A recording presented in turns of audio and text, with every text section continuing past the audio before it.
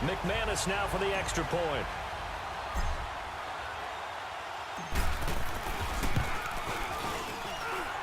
Extra point from McManus is good. You want the third quarter already? No problem. Let's do it. Rosas now to kick this one away.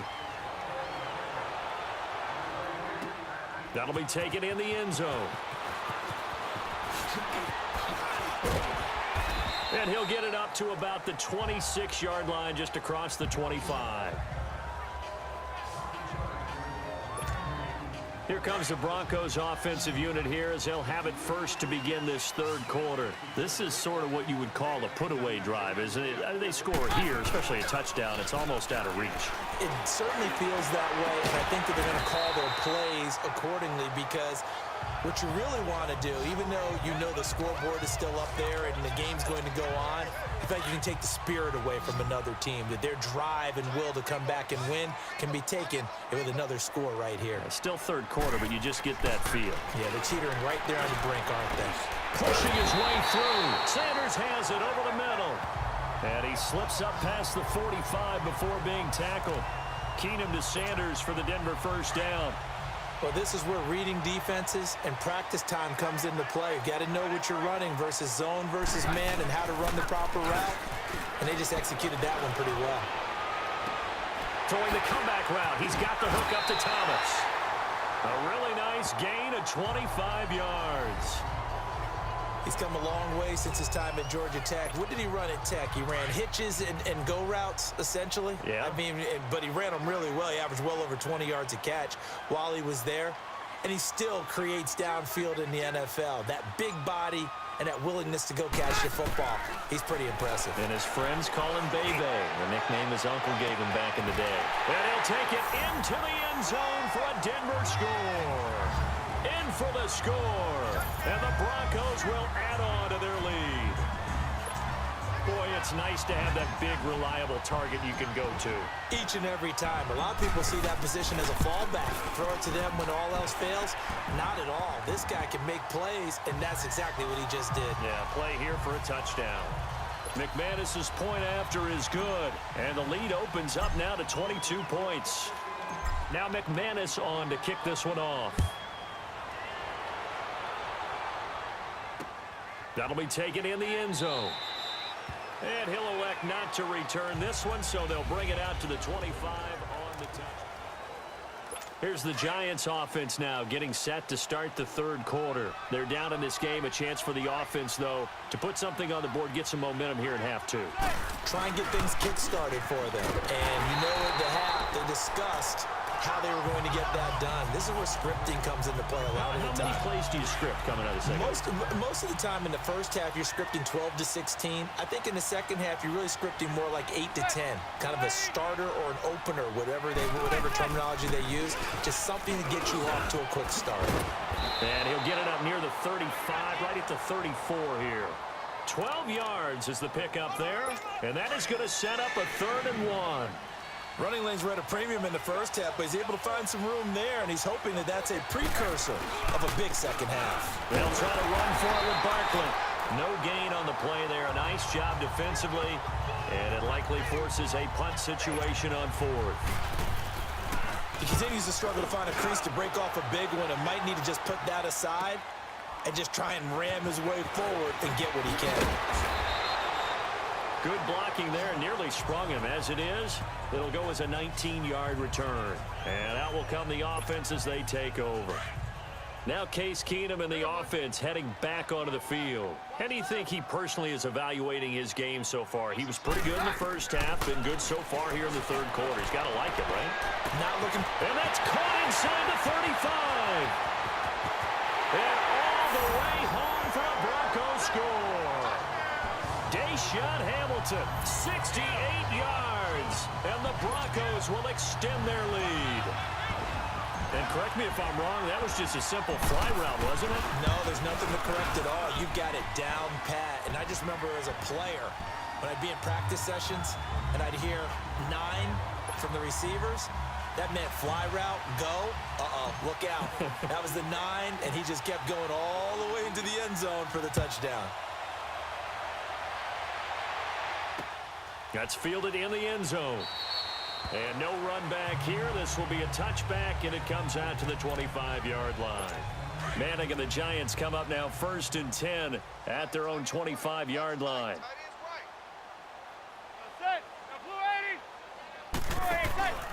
They'll start out on the ground. It's Saquon Barkley. And this one goes nowhere. Losing yardage back at the 22. A loss of a full 3 yards, and now it's 2nd down. All right, Brandon, you know me as well as anyone. You know I don't usually advocate abandoning things during a game, but here we are in the second half. I think it's time to change things up. Let the running game go a little bit. Let's get to the passing game, and if you still want to get in the hands of the runner, maybe you swing it to him, throw it to him a little bit, try it that way.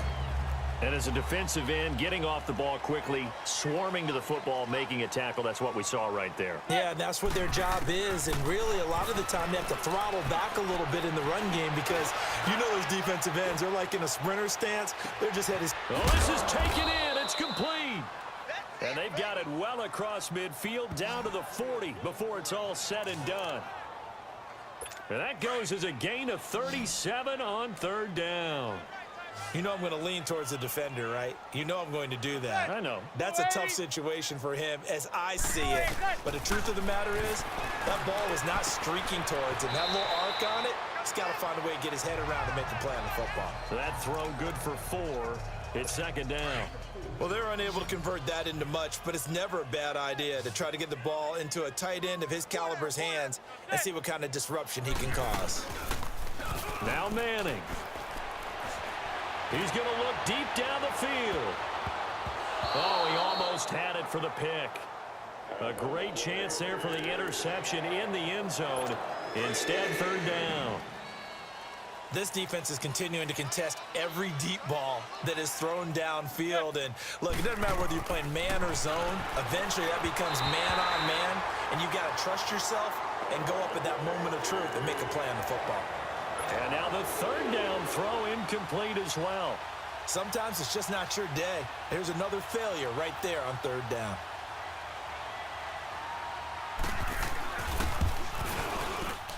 And this one will not get there. It's off to the left anyway. It's no good, and this score will stay right where it is.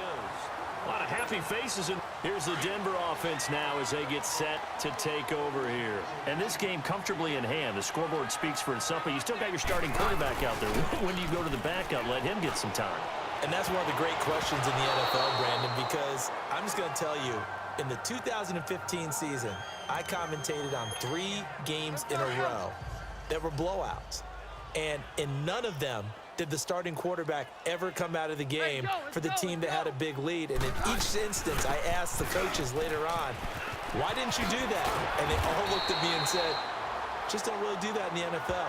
You know, these guys play, and we just play them all the way through. Now, in certain situations, they will take them out, but for the most part, they're not as worried and concerned about getting them out of the game. And that's always puzzled me a little bit. On 1st, again, they go with Bunker. And he stopped immediately there. Officially no gain on the play, and it's 2nd down. And he got off the end there very quickly to make that play. Yeah, it was almost like the bullet train, wasn't it? I mean, just zoom, quick, quick, quick, and what a terrific play, holding them to no gain. And off his back foot, he'll heave this one deep. Got his man, it's Thomas. Touchdown, Denver.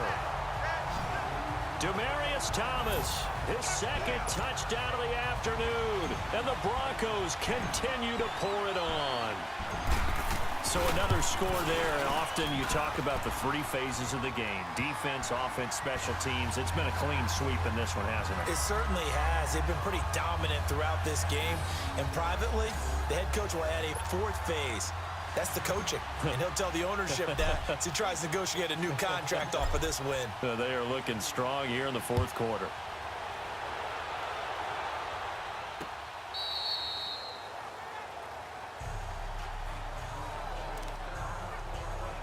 New York set to take the field. Manning and the Giants come up now 1st and 10 at their 25-yard line.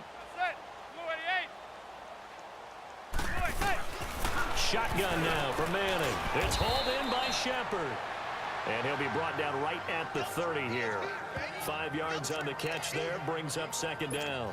One thing I think that's safe to say defensively, the tackling's been really good. And because of that, it's been very, very hard for them to move the ball because you're not getting the benefits of run after catch. They tackle them almost on the spot. That means you have to run extra plays, harder to move it. And they'll get it up just short of the 45 at the 44. Manning able to find OBJ there for a Giants first down. That was a nicely run slant route, and what the receiver's trying to do is make the defender think he's going upfield for a deeper route and then breaks it off, usually after about 3 to 4 steps, and cuts towards the middle of the field. And now what he's trying to do is use his body to keep the defender away from the football and give the quarterback a really nice target. A gain of 6 there on first. 6 yards was the pickup on the last completion, so here's 2nd and 4. From midfield, here's Manning. Looking left sideline, incomplete. Another wayward pass. You know, things started out poorly in this game, and to be frank, they just really haven't gotten much better. And all that does is embolden a secondary. They feel good about what's going on, and they just play better and better. Manning going to throw, and this is going to be incomplete. The touch and time are critical for those types of throws. He put a lot of zip on that one. Needed just a little bit more finesse trying to get it to his back. Here's Riley Dixon now. He'll boot it away from about his 35.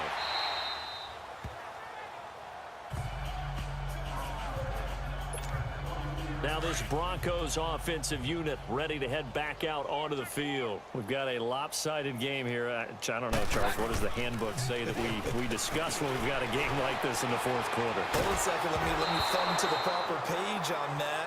Know what it says? What? Let's discuss how we got here. This is a dominant performance, where they took control of this game, how they've managed to keep control of this game, and then we go ahead and think about how we're going to leave here and get to the airport. In a lopsided blowout, the roads are usually open. Slipped one tackle, but no more as he's knocked to the deck behind the line of scrimmage. That'll be a loss of a yard, and it leads to a 3rd down. Brandon, it's clearly a running situation when you're up in the 4th quarter. They're going to have to stack the box and make it difficult for them to move the ball. Made it very difficult right there. Now they need to repeat that effort. Yeah, bring 7, 8, 9, whatever it's going to take to slow them down. And they work this well upfield across the 45. And they pick up 25 as they convert on 3rd. And not totally home free yet, but it's looking good as they come up 1st and 10. Time for a break. So it's Bronco football as we get your reset here. And they have just about put this one on ice as they've got it here, 1st and 10. This is Freeman on 1st and 10. And now running right through it. And taking it across midfield and inside the 45. 11 more yards that go around, a 1st down as well. Well, I'd say that run's pretty emblematic of what we've seen all day long. No matter what they've done on offense, this offensive line has controlled the line of scrimmage, giving them time to throw it, run it, do whatever they wanted. That's why there are points up on the board. And right now, the psyche of the offense, we're in control, and we can do whatever we feel like doing out here on the field. They tried a quick hitter inside, but that one was swallowed up because what they're hoping, those big defensive linemen will take the bait and move laterally and open up a crease that they can run through. Didn't happen on that play. A 2nd down pass play there, but it's incomplete. And incomplete here, so a little razzle-dazzle on that one, but they couldn't hook up, and it's 3rd down. On 3rd down, it's Freeman.